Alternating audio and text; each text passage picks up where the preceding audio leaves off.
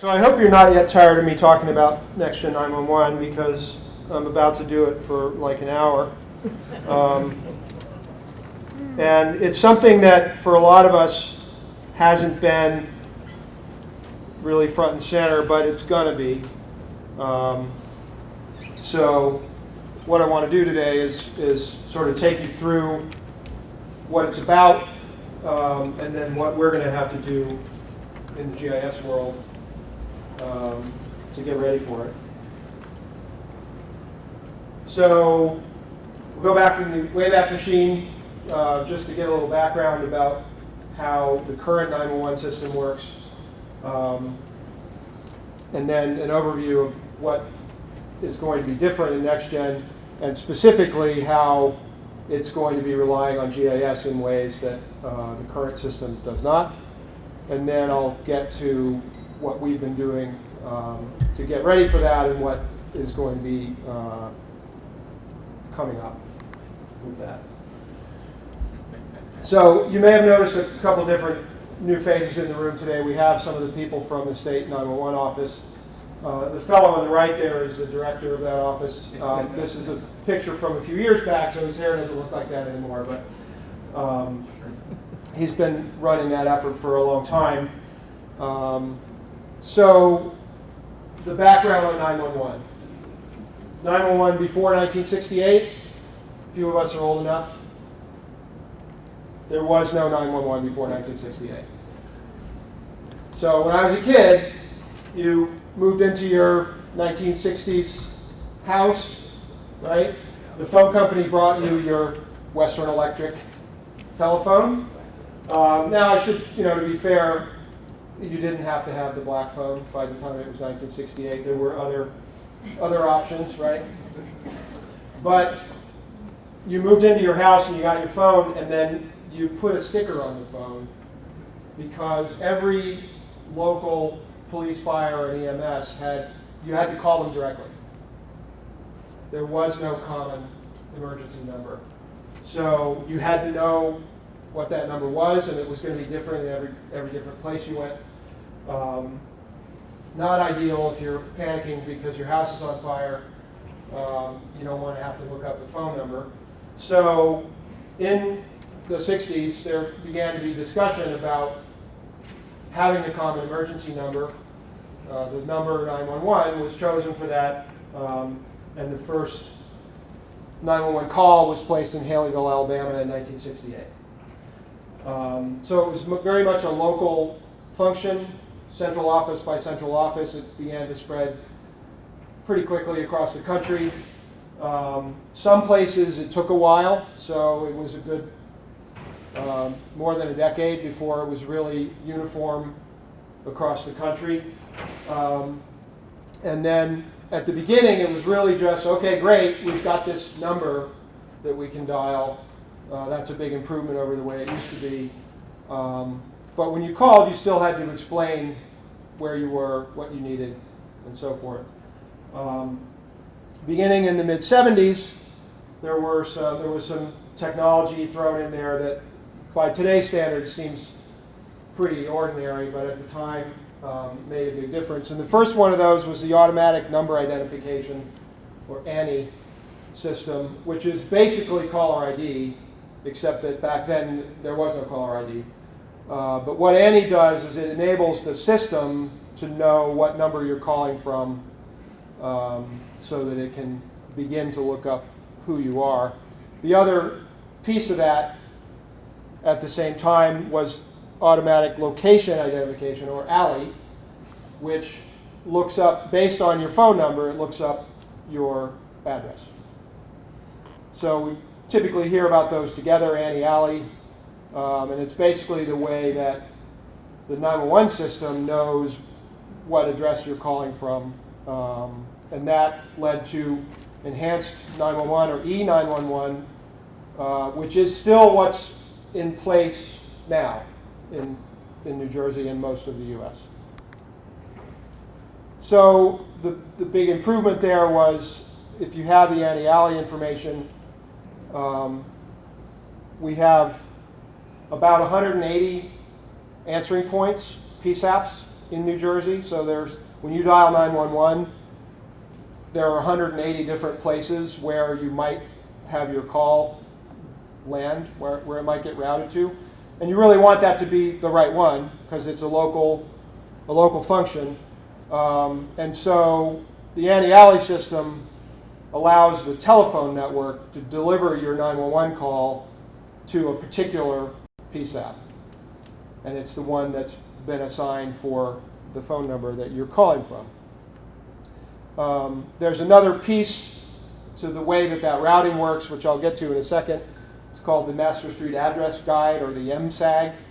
Anybody who's been around 911 people has undoubtedly heard that acronym as well.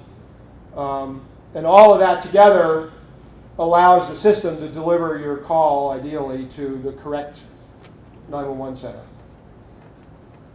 The other thing that it does is it enables them, once they have answered your call, they have access to that address information as well, so that they can use it in the dispatch phase to get you the help that you need. So the way that lookup works, hopefully you can sort of see on the right there. These are just straight up tabular databases. They're flat files.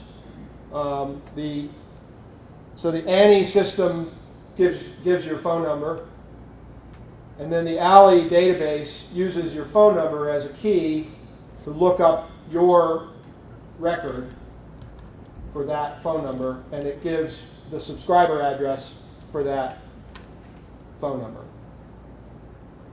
It also gives then an ESN, or emergency service number, for the zone that you live in that represents police, fire, and medical coverage for your area. And then those roll up to the boundary for the 911 center or the PSAP where your call is going to land.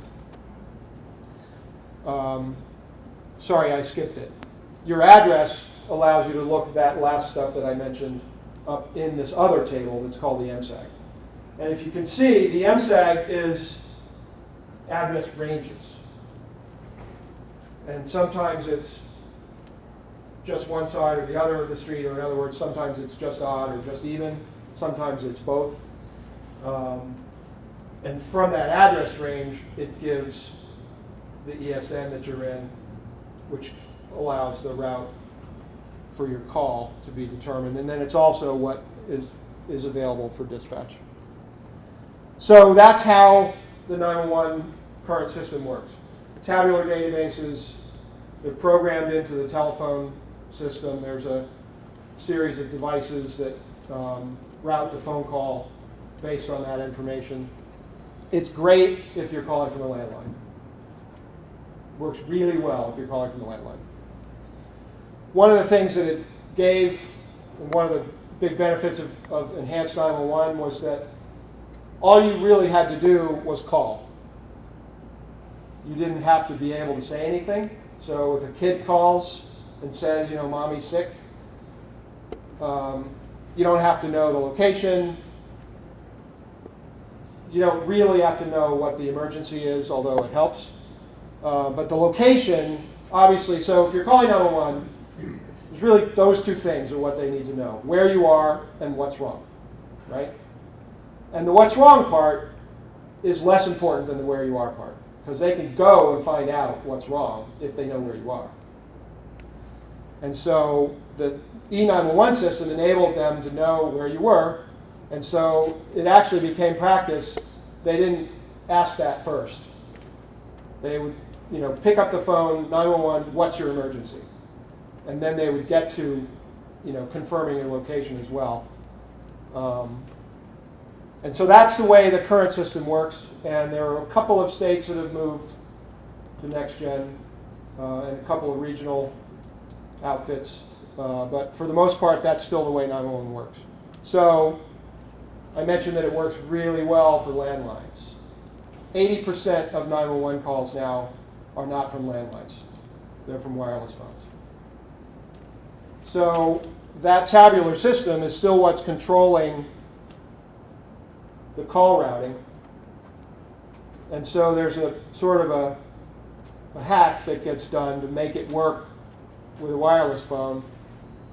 Now, we all know with smartphones that the device knows pretty well where it is, right?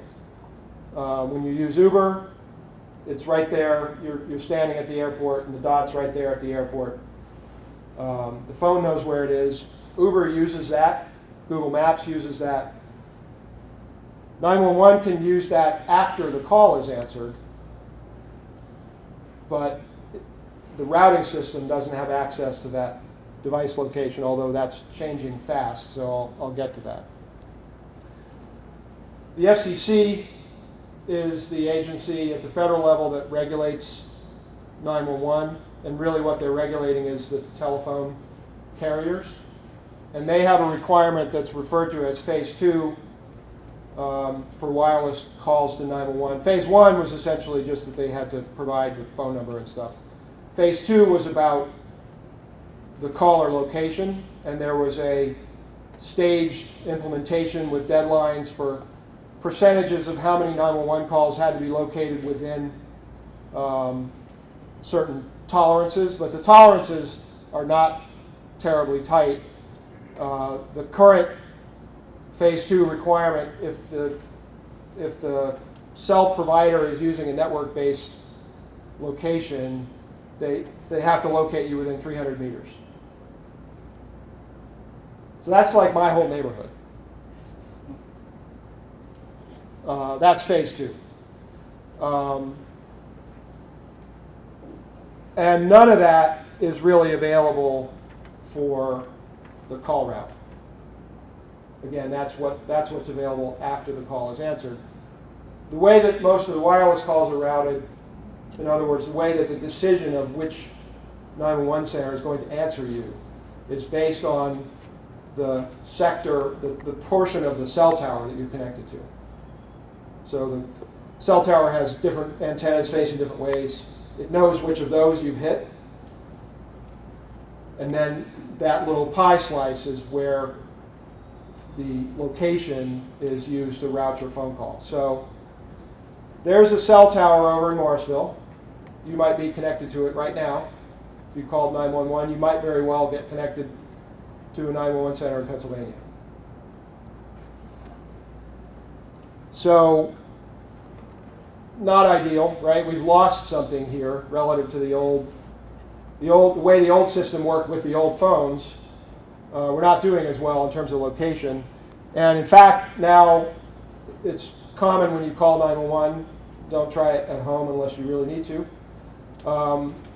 But they've sort of gone back now to starting out by asking you where you are, because they no longer know. And in fact, I came across this just the other day. The Oakland, California 911 center has significant enough problems with the call routing going to the wrong place that they've started recommending that people store in their phones the direct dial number for that PSAP rather than calling 911. So, great, we're back to 1968. So, the why is hopefully pretty obvious. There have been some terrible outcomes. This is one from a few years back. Doesn't happen, thankfully, doesn't happen terribly often. But in this particular case, a woman drove her vehicle into the water and couldn't get out, but she was able to call 911. She was near the border of the county that she was in Georgia, and the call hit a tower in the neighboring county and routed to the PSAP in the neighboring county, and then things really went wrong. That neighboring PSAP didn't have, in their GIS system, they didn't have the road data for the county that she was in. So she was telling them where she was. They were seeing a blue dot on an empty map, and they didn't recognize the name of the road that she was on. She was frantically telling them, and they couldn't figure out where she was. Eventually they figured it out.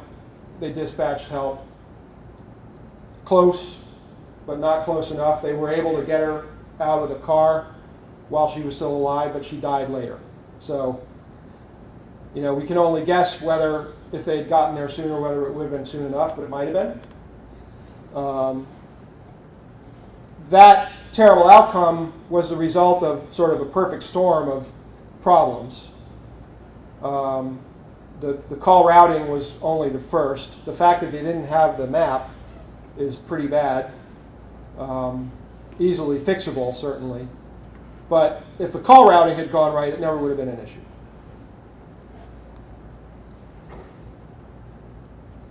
Here's a happier outcome. There's a new system, which I'll talk about in a second, that enables the PSAP to have access to your what's called the hybrid device location. In other words, your smartphone, the fact that your smartphone uses much more than just GPS to locate you is now available to the dispatcher. Still not used for call routing, I don't think. Craig is shaking his head. Not used for call routing. But that enhanced location is available once the call is happening. So this is a real-life scenario that happened in north central Texas. 911 operator answers. Caller says there's a major accident on the road with injuries and reports the location as, let's say, 5th Street and Main Street. I don't have the actual name. Turns out that's actually wrong by several miles relative to where they really are when they call. But the enhanced location information was available immediately to the operator. So even as this person is saying this, they're looking at the map and seeing that it's not right. So the operator says, really, are you at 4th and Main? Because I'm showing you over at this other place several miles away. Response from the caller is, I'm not sure. So the phase 2 location that I mentioned before, from that requirement that the FCC has, the other drawback of that is that the 911 operator has to push a button to request it if it doesn't come in right away. That's called a rebid. And they can, if they don't get it, they can keep asking. But there's a delay there in getting that location. And so in this case, 30 seconds later, the phase 2 location came in. But again, plus or minus 300 meters, right? So by 30 seconds, the dispatcher was already finished. They'd already dispatched the call because they had the location from the other system. So this is cool, right? This is the way this stuff should work. So that system has been basically what it is. You know, the FCC was doing their regulatory thing, and you know, obviously there's limits to what they're able to push with that. And so the staged implementations and the fairly broad tolerances for distance because they were just using GPS. So in the meantime, smartphones happened. So it's no longer just the GPS chip in the phone giving the location, because a smartphone can use a lot of other stuff too. And so Apple and Google, the makers of iOS and Android, which is most of the smartphones that are out there, got together and said, all right, we can fix this. The device already has the location. We just need a way to get it to the 911 people. They partnered with an outfit that's called Rapid SOS. And during and shortly after a 911 call, whether you want it to or not, your phone is providing your precise location through the Rapid SOS, and the 911 center can request that just by giving your phone number. And they get a precise location, and they get it every few seconds.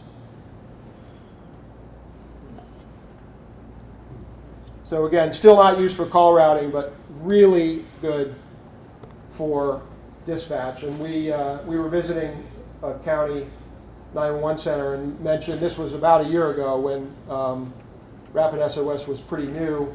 We mentioned it to the director, and that was his response: game changer. It's such a huge improvement in what they're able to do with wireless callers. So on the map here, you see this caller is moving. So the Rapid SOS is giving updates, and the green one is the last one. So they're moving, and they're moving north. And if you could see the map, you would see that they're on the turnpike. So even if they're not able to say anything, even if they don't know where they are, you know right where they are. There are stories about people that got kidnapped if they were able to make a 911 call. They didn't know where they were. The system knew where they were. The other thing is that comparing it to phase 2, so we're talking about a 50-meter tolerance in this particular test. Rapid SOS hit that 94% of the time. Phase 2 hit it 39% of the time. So it's definitely better. I was going to have a little pop quiz here. The text on the screen's a little bit small for it, though, so none of you have probably spotted the mistake on this graphic. So we have the Meadowlands here, right? That's the turnpike. It's labeled over there behind this graphic. The people who made this graphic put an address on here that's in Connecticut. The system didn't do that. The people who were making the graphic did that.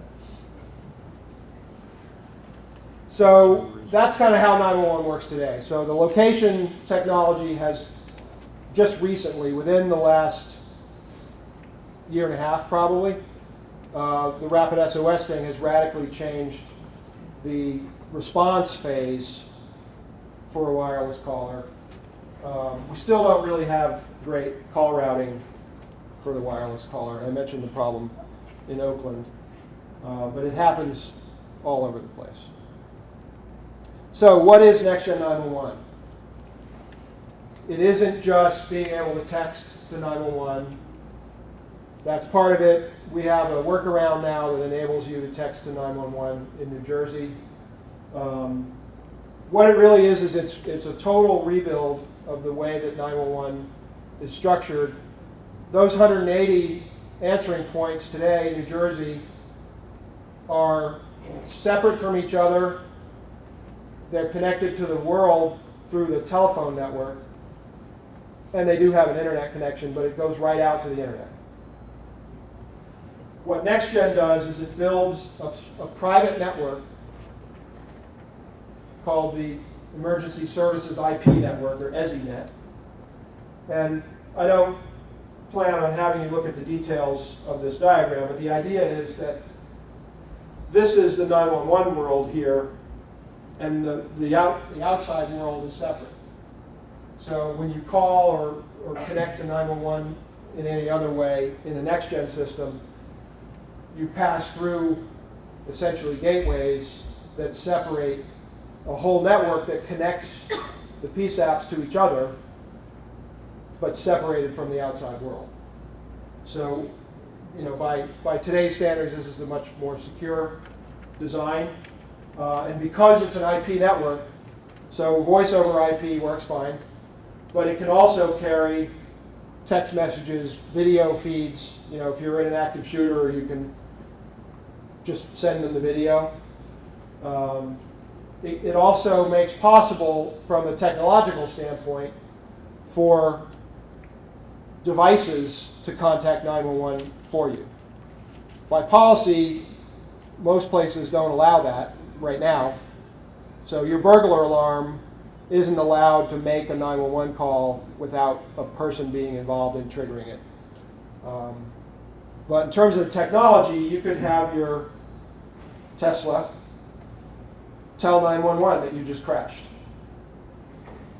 Or your sensors, gunshot detectors. There's all sorts of possibilities once we have the system in place and the policies to control what that access is, because you don't want crazy stuff getting into the 911 system, but the technology's there to support all sorts of stuff.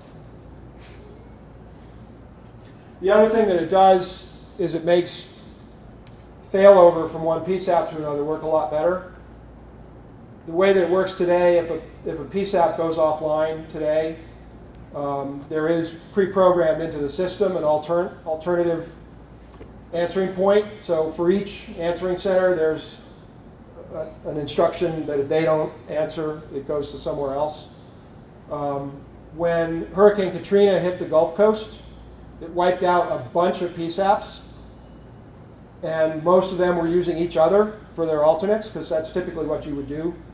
You know, you're in this town while your alternate's the one in the next town. So many of them were out that a bunch of 911 calls just weren't getting answered, and they had to scramble to reprogram to get all those calls directed to a place where they could answer. With the next-gen system, that scramble is a lot more seamless. It's a lot easier to reprogram where stuff is going. So it's much more robust in a big disaster. The other thing, and this is really why I'm up here today, is that Next-Gen 911 relies very heavily on GIS in ways that are fundamentally different from how GIS is used in E911. The first is that wireless call routing is done using a GIS function. So that precise device location that we're getting from Rapid SOS now can be used to route the call. So in my little graphic here, down in Manasquan, these are, in reality, these are municipal boundaries. The colored polygons are municipals. So in that particular case, they don't form the PSAP boundary, but they could in other places. You could have a municipal PSAP. So, you know, here's somebody who's out in their backyard at 2 Lenape Trail, the blue dot being their cell phone location. You could easily imagine that call getting routed wrong if those were PSAP boundaries and we were using the current system, right? What are the chances that the cell tower is in the right town? But with the Rapid SOS location, or its equivalent to route the call, we can get it right, provided we have these boundaries right. Notice also, we probably have some work to do here. The municipal boundary does, in reality, split those parcels. So those houses are, in reality, in both towns. I guarantee you, I didn't look it up, but I guarantee you 911 response does not depend on which side of the house you're in. So the actual PSAP boundary is probably something over here instead. So we think of those political boundaries as being coincident with PSAP boundaries. They're close, but that's one of the little details that we're going to have to make sure we iron out down the road. So that's the call routing. The other thing that happens is that in order to dispatch response, how do you dispatch response? How do you tell the police where to go? You give them an address, right? Cell phone location gives you X and Y, so we need to reverse geocode to get the address, the nearest address, so that they know how to get there. So that happens. And then for landline calling, the call routing is also done using a GIS lookup through a dedicated system that's part of the next gen. It can fall back to doing it the way that it's done today, which for landlines does work pretty well. But the first attempt is made using a GIS lookup. And then the other thing is that for dispatch purposes, the zones for the responders are defined in there as well, so that based on where you are, it knows who to send. So in E911, GIS is very helpful after the call is answered. in next-gen 911, it's really not going to work right without GIS. So it's kind of ups the ante on having all that data be correct and complete, which is why my office has been spending a lot of our effort working on that. But we can't do it for the whole state. It's going to have to be a local effort. And the 911 people need your help because they've been using this system. We're all used to technology changing really rapidly, right? You know, how many people are using ArcGIS Pro? How many people were 4 years ago using ArcGIS Pro? How many people in 1968 were using the same system for GIS that they're using now? The 911 people are. So the idea that this stuff changes all the time, that's not how their world has been operating. So this is a big shift for them. Whole new way of operating. So I'm going to throw some terms up. Don't memorize them just yet, but they'll help on the next slide for the diagram. I haven't mentioned NENA. NENA is the National Emergency Number Association. Amazing organization in what they deliver. They have no authority at all. They set a standard, and then the people who do have authority decide to use the standard. And pretty much everybody does. So an organization with no authority and everybody listens to them. Because that's the kind of credibility that they have. When you get down into it with them, it can also be a little overwhelming. I looked up, I wanted to get some of these definitions. I wanted to make sure I had them right. They have a glossary of 911 terms. It's 241 pages long. The first 17 pages are, you know, the credits and the acknowledgments and the guidance and the table of contents. 17 pages of front matter. The first definition happens on page 18. So they go deep. You're going to need to go a little deep, and I'm going to start that here. There's also a whole lot of stuff that's defined by NENA that we as GIS people probably don't need to wrestle with because it has more to do with the operational side of how 911 works. But I'm going to give you a little glimpse of it here. So a couple of terms, well, I already defined these, right? ALI and MSAG.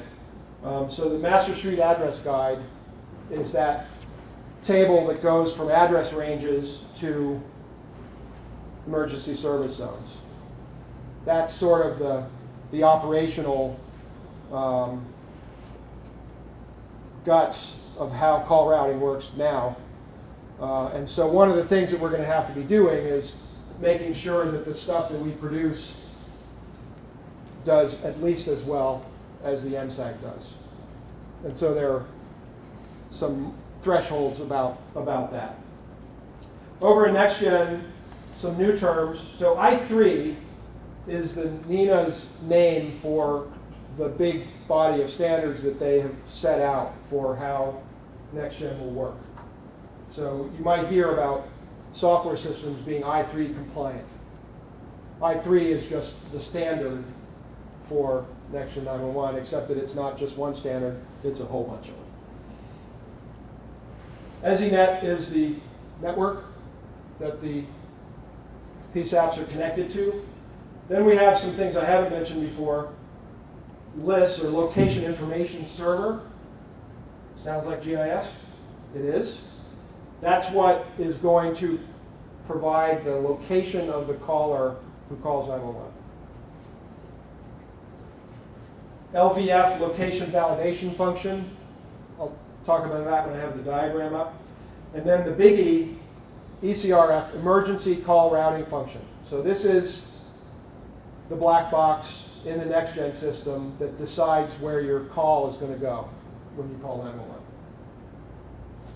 And then another thing that we're going to have to be dealing with called SI, or Spatial Interface, is how we get data in to the ECRF and the LVF. So easier to understand on the diagram.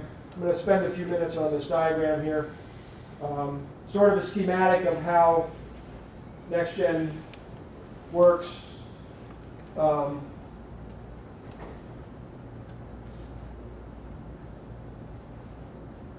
my screen over here, imagine a cloud surrounding this stuff in the middle here. For some reason it's not showing up on the projector. The cloud is the EZNet.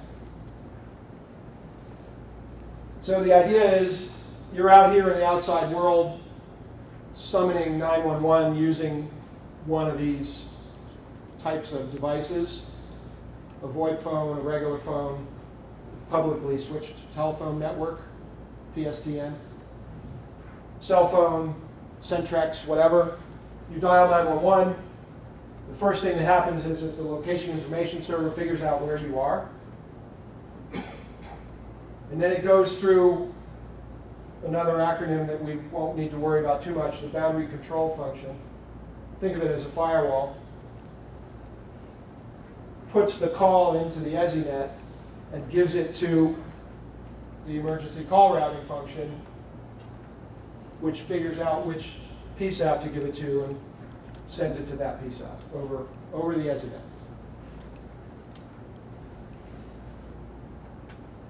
That's how the call works. Before the call, or all the time, the everyday work, getting this stuff ready. So we're all over here doing our GIS thing, helping the local 911 people do their GIS thing. We have to be able to get that data into the ECRF so that it can use it, but we have to control how that happens so that we're making sure that it's correct and complete. So the thing that does that is called the SI, or spatial interface. Essentially think of it as another box in the NextGen system that's going to be where we communicate with new data updates, except that it won't actually be us, and I'll get to that in a minute. The other place that the data goes once you put it into the SI is over here to the location validation function. Location validation function is essentially the check that happens before the call is made to make sure that the address that's involved matches through the system, right? You want to test that before you need it. And that's what the LVF does. So it's part of the quality assurance for NextGen. So when there's a NextGen, when NextGen exists, and I'll get to that. Again, there's this, imagine the little cloud here, right? What's in there for our purposes, for GIS professionals, that's just this thing that works right. And we just have to feed it with data. So none of us are going to have to worry about the operation of that system, but we are going to have to help make sure that it's got good data.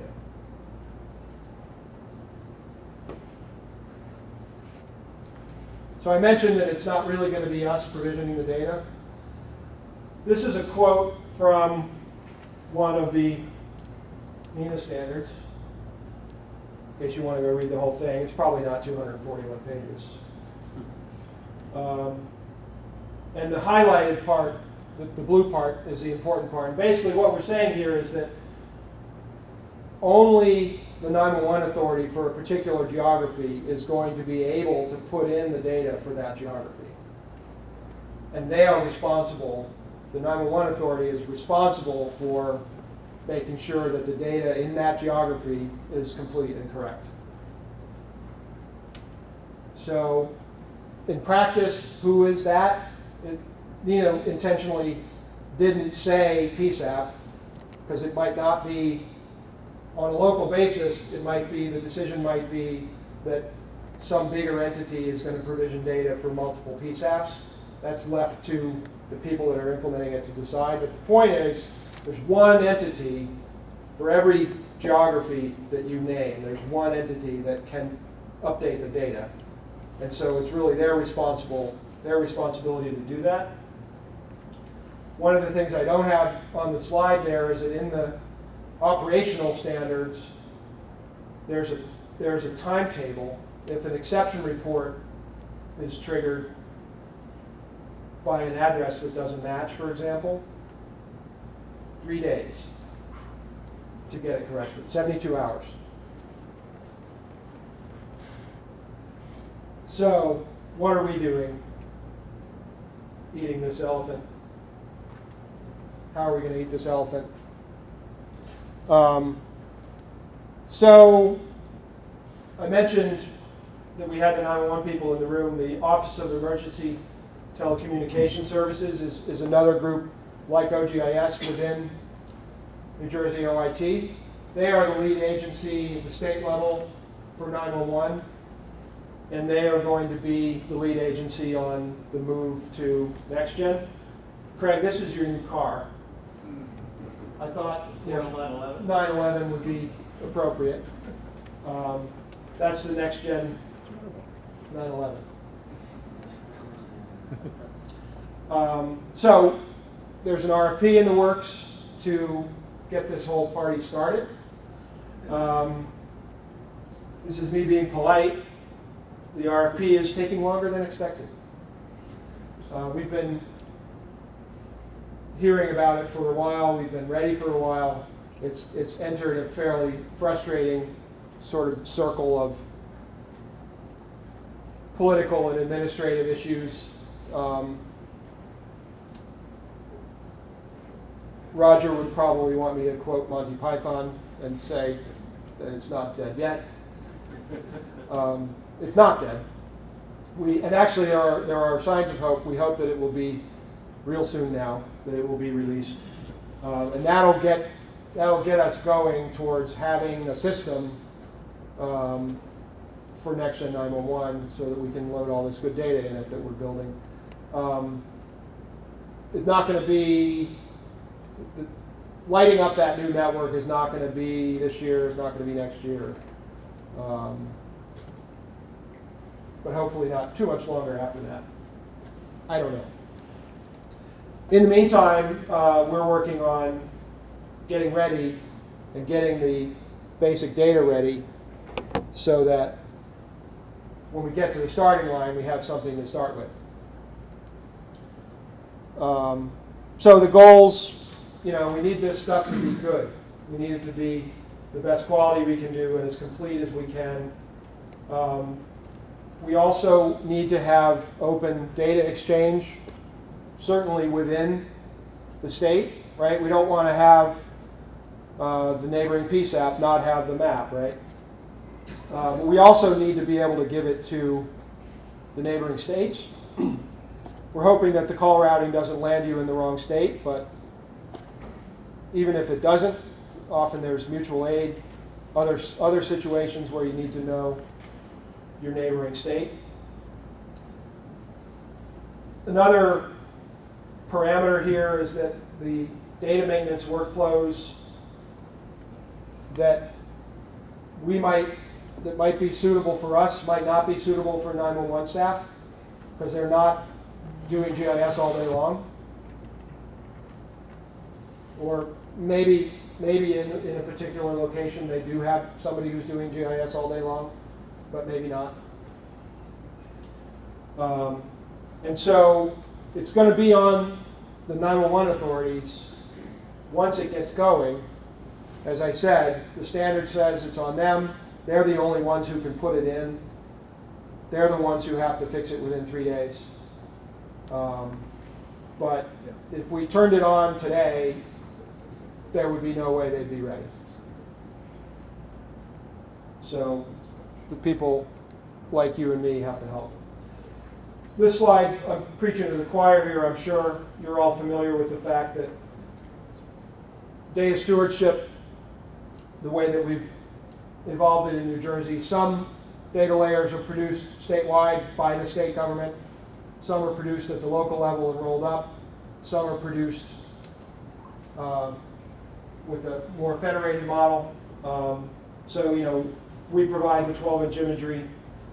The locals provide the parcels, and we roll it up. And then for roads and addresses, we've been moving towards trying to have a hybrid maintenance where some of that work happens at the state level and some of it happens at the local level. This is from NINA, the list of GIS layers that are required or strongly recommended for Next-Gen 911. Most of these are pretty familiar, right? Some of them are 911 specific, PSAP jurisdiction boundaries, emergency service boundaries, provisioning boundary I'll explain in a second. All the rest of them are pretty generic stuff. So all the effort that we put in to developing the data for those, that's great data that we can use for all the other purposes that we can use it for. I've added a patented completeness indicator for these data sets. This is a glass of foamy lemonade. Although it was pointed out to me, I used this slide in another talk recently, and another state GIO looked at it and he said, Andy, you've really got it backwards, because when you're finished, the glass should be empty. So I was visualizing the wrong process, I guess. But anyway, so municipal, state, county boundaries, I'm saying that glass is full. We have those. They're not perfect, they'll never be perfect, but they're done. They're pretty close to perfect.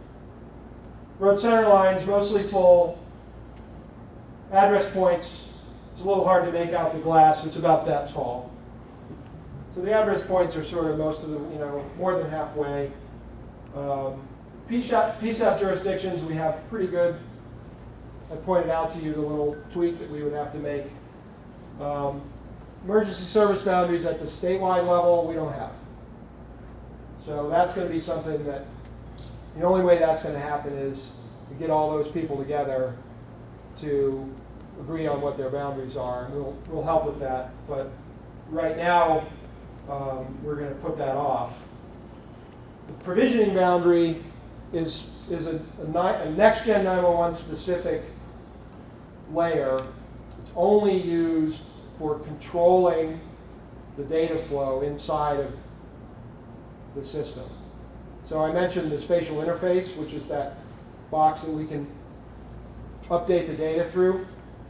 The provisioning boundary defines who has the privilege to update the data within that boundary. That's all it's for. So you have to have it. The SI won't work without it. It's pretty easy to create. Once everybody agrees what it should be, drawing the boundary is easy. The other ones that are listed as strongly recommended, landmarks you're familiar with. We haven't been doing much with those at the state level. I'm at the McDonald's on Cass Street. Some localities have been working on that. We haven't. And then community boundaries and neighborhood boundaries are typically, a community boundary is the boundary of something that's smaller than a municipality, but is recognized as a place that everybody knows of by a certain name. Hamilton Square within Hamilton Township, for example. And the neighborhood boundary is, Glendale and Ewing. It's smaller than a community. And again, at the state level, we don't have those at all. And I don't expect that we will work on that, but the idea is that the template is there and the locals can put in what's important. So this is sort of where we are right now. We need all of these to be ready to go. by the time NextGen starts. Although, as I mentioned, for call routing of landlines, we can fall back to the existing method. For call routing of cell phones, it's not address-based, right? It's a dot on the map, and then this boundary. As long as that dot's inside the right boundary, the call routes correctly. We want it to do better than that, but that's the bare minimum. So, many of you have heard this part already. So we've been working for a number of years on a statewide road centerline database. We started it with DOT, and the intention was to merge that segmented centerline that has street names and address ranges on it, to merge that into a unified product that would produce the roadway network, LRS, linear referencing, from the same base data. We haven't actually reached that point where that's possible. So we still have two separate data sets, the roadway network that does linear referencing and the segmented data that comes out of our office. We're taking another run at that with DOT. They're in the process, in the early stages, of revamping the way that network feature class is created. And we have a plan, at least, for how we will keep, there'll still be two separate data sets, but we have a plan for how we will keep them in sync with some automated support, so that anytime something gets added to one, it'll appear, after some time, it'll cross over and get into the other one, so that they'll be separate, but they'll look alike. So that's there. It's not perfect. We do have to tweak that. I'll come back to that. The existing data for address points, we took it out of parcels in Mod 4. And we've got, in the case of some counties where they created data other ways, we've merged that in. Most of what we have originated out of Mod 4. And so where there's a single unit, a single house or other kind of single property, a condo, those all have separate records in Mod 4, right? So we have an address for each of those. If it's an apartment building with rental units or an apartment complex, we don't have the units. Same with any kind of commercial rental property. There's one tax record for umpteen addresses, and we don't have any of them. In our current data, we have the point location out by the road, within the parcel, but out by the road. We're in the middle of changing that. And as many of you know, we are also collaborating with several counties to produce that data, and we hope eventually to be collaborating with all of the counties. So, nothing new here for anybody that's worked with Mod 4. We're working with what we all know as the property location field in Mod 4 as a source of our address. Really was not meant to be a civic address. It's the property location, or in the terminology of taxation, it's the situs address, which might or might not work as a civic address. So some of the issues that we're coming across are from the fact that that field was never meant to be a complete address. And then some other issues, and again, for those of you who work with Mod 4, this won't be news. Some of it's just plain old bad data in there that we have to deal with. And I couldn't resist adding this next graphic. When I after Hurricane Sandy, I was helping a friend cut down a tree in his yard, and I was complaining about my shoulder because my doctor had told me that I had bursitis in my shoulder, and this neighbor who was looking on, not helping while we were cutting up the tree, looked at me and he said, "You don't want any of them sinuses."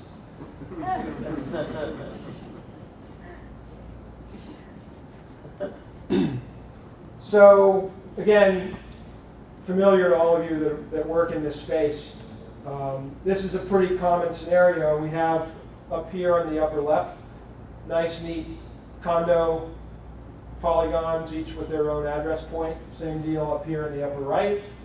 Lower right, we have nice, neat single home, single family homes, each with their address point. And then we have this apartment complex that sits on 2 parcels. So for each of those parcels, we have one address. There's, Pat, how many units in this complex? Somewhere around 200.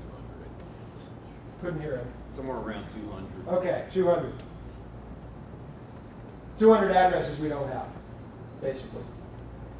We have 1200 Whitehorse Hamilton Square Road for all 7 of those buildings.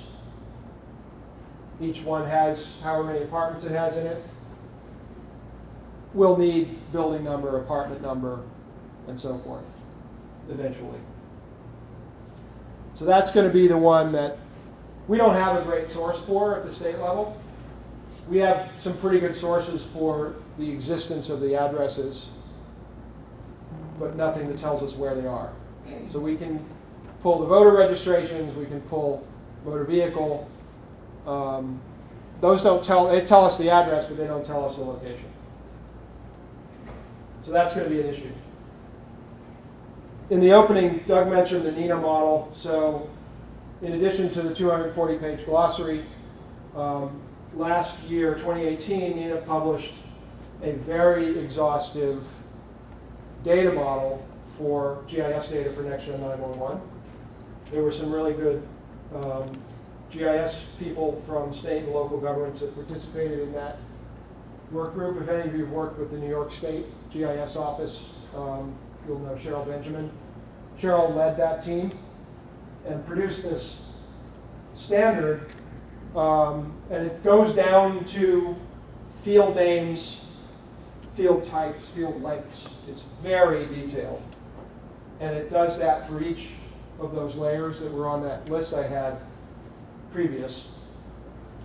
So it defines, for example, that the street name is broken into 8 parts, which is the same as what the FGDC standard has said all along.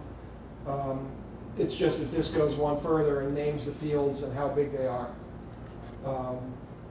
It tells how to break up the various parts of the house number.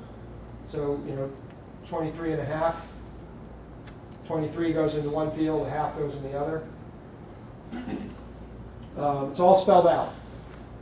So we are adopting that, as Doug mentioned. We are, anywhere where they've specified a field, we're just using it the way they've specified it. The only changes that we're making are that we are adding some additional fields to track some stuff that we've been carrying in our data that we don't want to lose. So it was published in 2018, long awaited. Prior to that, every state, there was no firm national guidance. The FGDC address standard was out there, but that's more at the logical level. It doesn't give you a database design that you can live off of. And so every state took that and implemented it a little different. And so lots of different versions of that data out there. Many states are moving now to the NINA model. We are moving to the NINA model. So that, now in hindsight, somewhat crazy design that we came up with for our road database is going to go away, and we're going to adopt the one that NINA has published. And the big advantage of that, one of the big advantages of that, is that it means we no longer have to tweak and customize tools for editing we can just use off-the-shelf tools. And there are already in the 911 space, there are several companies that make ArcGIS add-ons specifically for editing NINA formatted next-gen 911 GIS data. So we're looking at those. But since it's a standard, everybody doesn't have to use the same tool. So if I like the Geocom tool and somebody else likes the Data Master tool, they're both designed to work on the same data, and so that's fine.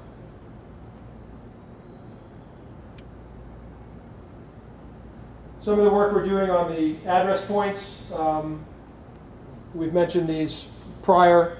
So we're converting it to the NINA model. We'll be releasing that sometime this fall. We don't really have a deadline for that. We're taking those frontage locations. Now that we have building outlines, we're moving the points onto the buildings.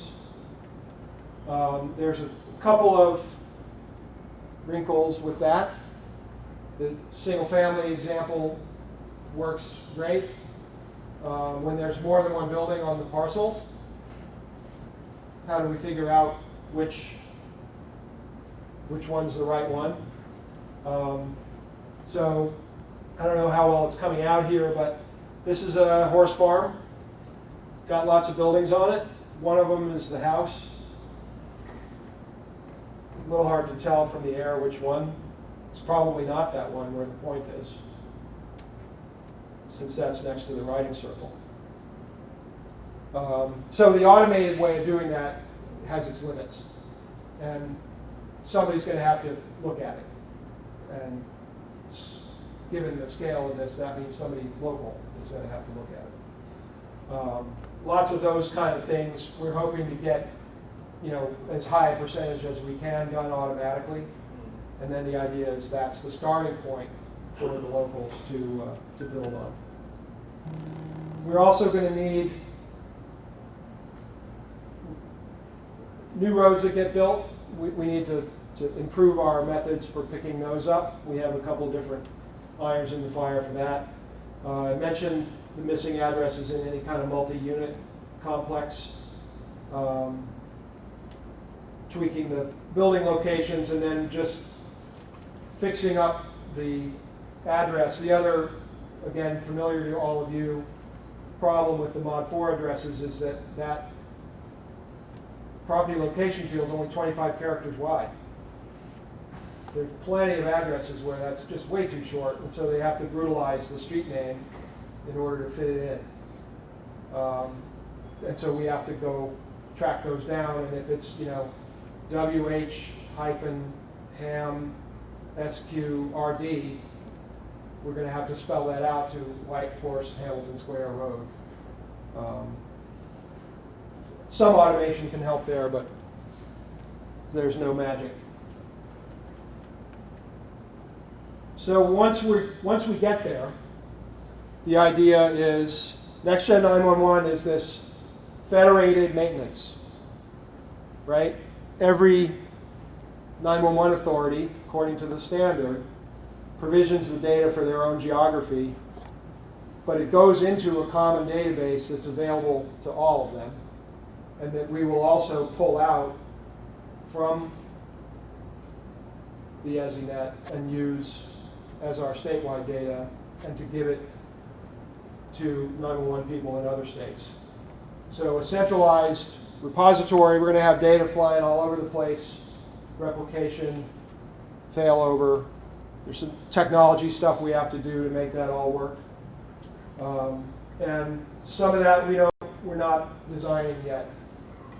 Some of the details about how that whole data flow is going to happen will make more sense after the picture is fleshed out, when the contract for the basic, the stuff in the gray cloud, the ESINet and the ECRF and so forth, after that's real. Then we'll be able to design the rest. But in the meantime, the data that we have now can be used now in 911. And no better way to engage them in the maintenance of it than letting them use it. There's a fair amount of outreach that has to happen in order to do that, and so we have started to approach some of the county level operations. We don't really have the capacity to reach out at the municipal level because there's just too many. I mentioned there are 180. So those of you who are in counties where it isn't at the county level, we could certainly use your help in interacting with them on this. As I mentioned, we do have the NINA model. We'll be putting our own data into it very soon, but we do have the skeleton, the template of that database already. So that's sort of what we're doing right now and what we need to do. I've gone ahead and put Pat's name up here as well as mine because if you want to get into the details on this, he's your man. I didn't tell you quite everything I know this hour, but if you want to know about the data model, I'm going to send you to Pat. That's all I have. Questions? Hopefully this has spurred some thought. Mr. Barlow. I was just thinking during your talk about boaters, inland waterways, people piping along streams where there's no address points. Yep. And potentially using the address capabilities of the National Hydrographic Data Set to locate people in those instances. Just a thought. Okay. Yeah, that's an idea. In my prep for this talk, I did come across some stories about Rapid SOS being used for people that were in the water, managed to call because they had their cell phone in a waterproof thing and their kayak tipped over. That puts them on the map, but addressing them using something else is a good point, and Pat has the answer. Part of the data model. Louder. Part of the data model is the optional layers for hydrography. Aha. So part of the NINA data model in the optional part is a layer for hydrography. Does it have a mechanism for like river miles or other kind of location information? I have to look. Okay. Good idea though. I'm sure somebody's working on that. Matt. Simple. Can you make your slideshow available? Yeah, these will go on the newly revamped New Jersey Geospatial Forum website. Okay. So more complicated. And actually, by the way, I think the video may also go out on OIT's video channel if you want to watch it all over again or give it to your friends. Great. You have used the word when a number of times. And do you have some idea of what that timeline is for when NextGen will be turned on? And the related question is, your cloud that was invisible on your slide. Right. Those are servers. Those are managed by people, by organizations. And who are those people? What's the organization? Is that NINA? No, NINA does not do any kind of operational stuff. They just tell everybody how to do it. Okay. Typically, there's a contract for, so example, the way that the call routing works today is that the state has a contract with Verizon for Verizon to do the call routing. That concept is essentially how most places are moving ahead. They award a contract for somebody, but now they're not doing it in the telephone network, they're doing it in the EZNet. So you issue a contract, they build the EZNet, and they operate it, and part of the operation of the network is the emergency call routing function and the spatial interface. Is that the RFP that's delayed?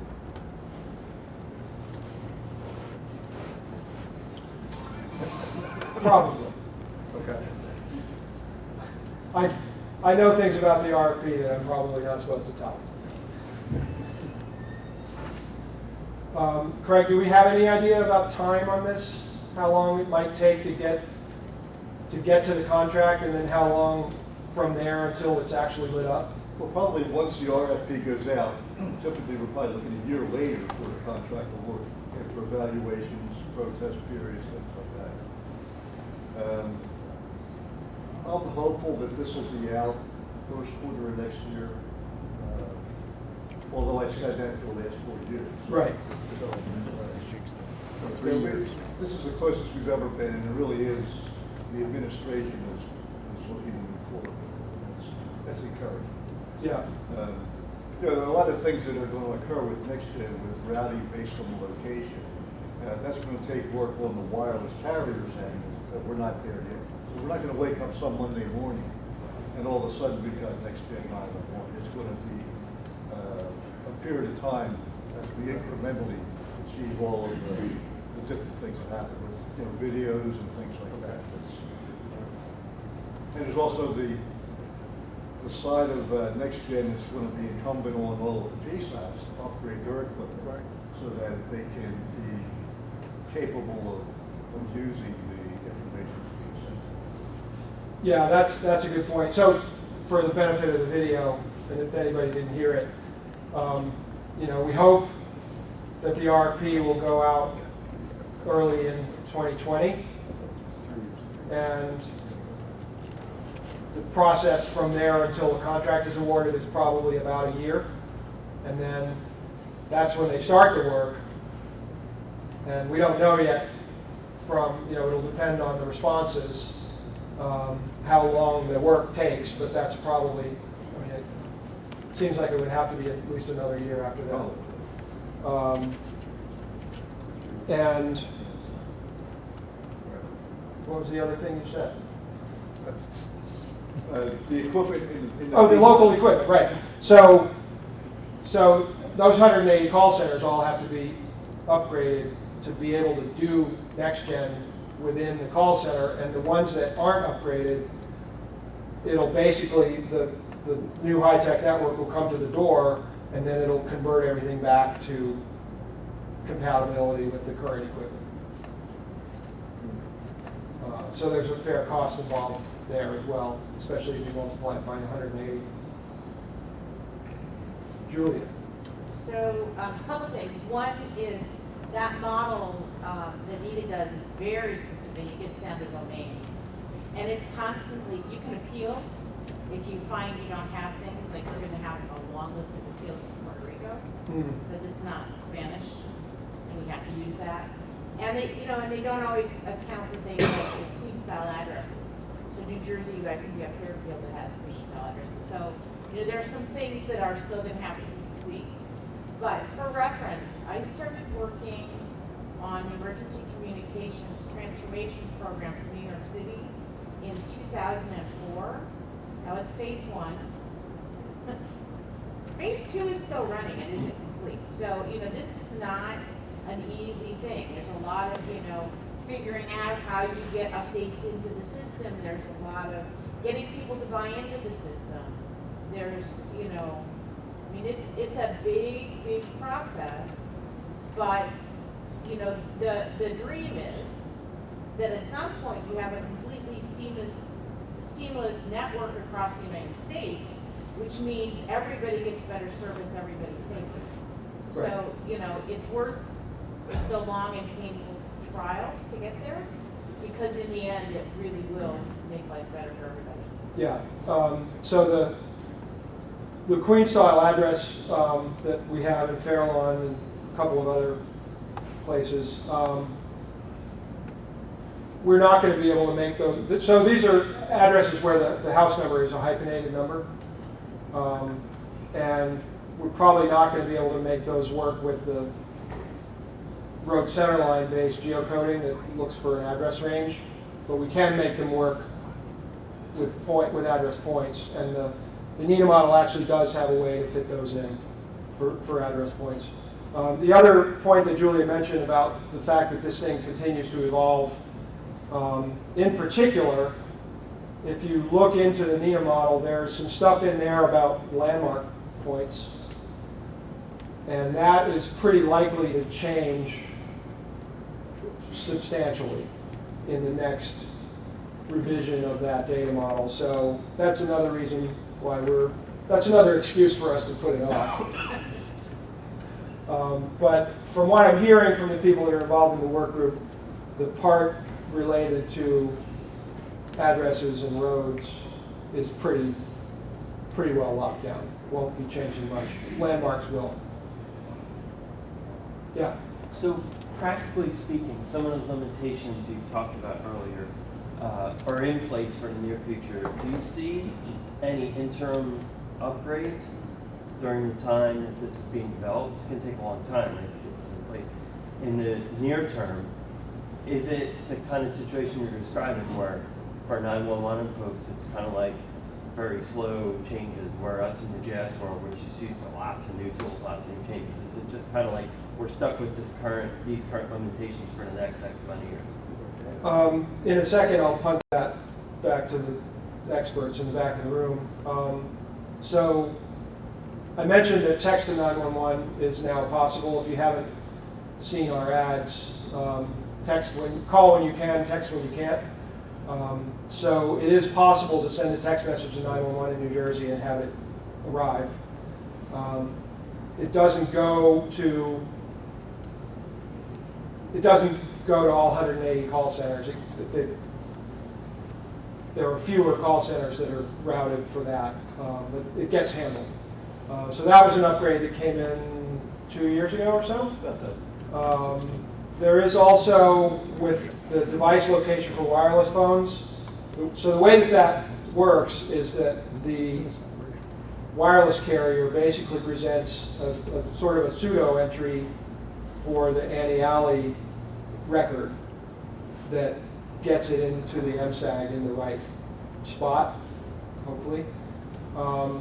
How they do that, there are a couple of possibilities, and so I've read some stuff, and maybe Craig can tell us if it's on the horizon or if it's crazy talk, that the wireless carriers might be able to use the more precise device location to get a better pseudo-anti. Just this week, Apple made press announcements that they're going to be able to do location-based routing. But that's all we've heard. All the other state directors are chatting about how do we do it, and there's not really any direction on it. Okay. We met with Rapid SOS last week, and they were getting barraged by questions also.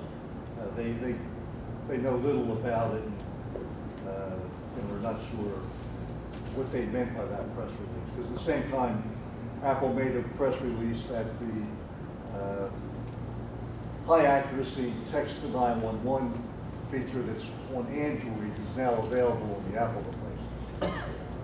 So we're starting to see that. Okay. And I forgot to mention before when I was talking about Rapid SOS, today, if you are riding Uber, the Uber app has a 911 button in it now. I haven't ever looked at it. I don't use Uber that often, but the idea is you use that and your phone will make a 911 call, and the Rapid SOS gives the device location, right? And the Uber app will send the license plate and make and model of the vehicle that you're in, which is a pretty cool idea. So, there are some enhancements that are being made sort of piecemeal as we continue, and then, the big bang. It's about 5 minutes to 12 now. Irvin. Real quick, it's Grant from Michael Baker. So, and I've been talking to Andy about it for a few months now. So, we set up 2 workshops. One's going to be in southern New Jersey. It's slated for November 19th from 10 to 2:30, and then we're working on one for North Jersey. So it's just a next-gen 911 workshop. We have people at Michael Baker. There's a separate company within Baker. There's 30 people that actually have done the work that you guys are going to go through over the next year, 2 years, 3 years. So it's a free workshop. It's included. So if anybody wants to get the invite to that, let me know. Come see me. The only thing I'm going to ask is that if you're a GIS person, don't bring 5 GIS people with you. Bring your counterpart on the dispatch side, because they're gonna need to kind of know the same things. You guys are gonna actually, be buddies over the next 2 to 3 years as this process goes on. A lot of the stuff, the workflows, everything like that, nobody, in this room that I'm aware of has actually gone through that process before. And this group, this workshop basically just explains to you in all the places where they've actually done this, all those little nuances about the data, how that workflow is going to happen. One of the key things is that I really got to thank Matt Lawson for the first time. We're actually going to we actually ran Mercer County's 911 data through our analysis engine. We actually took some of the state data and ran that through. So when they go through and review all the data and where it's at and kind of its level of cleanliness, it's actually real data from the state that they're going to work through on the workshop. So I think we can get the South Jersey one posted. I apologize for not having the North Jersey one down. I'm waiting for a date back, but that's going to be at Rowan South College, the old Cumberland County Community College on the 19th. So if anybody wants to see me afterwards, I'll give you my card, or you email me, I'll get that information to you while you're waiting. All right? People might be interested in what the transition time is going to be for preparations instead of that same model. We need a date for us. Do we have an estimate? Doug was saying that the timing of our move to the MENA data model would be something that you all would be interested in hearing. I don't have a tight timing in mind for that, but I'm hoping that we can get both the road center lines and the address points out this fall in that new model.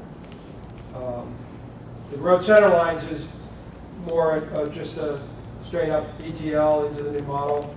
It does mean that we would then have to stop using our editing tools and use newer stuff.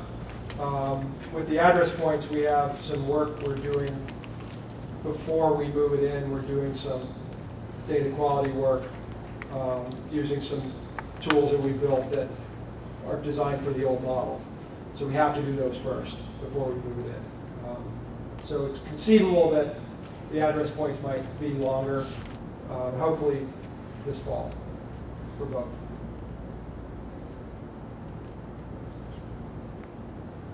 Any other questions?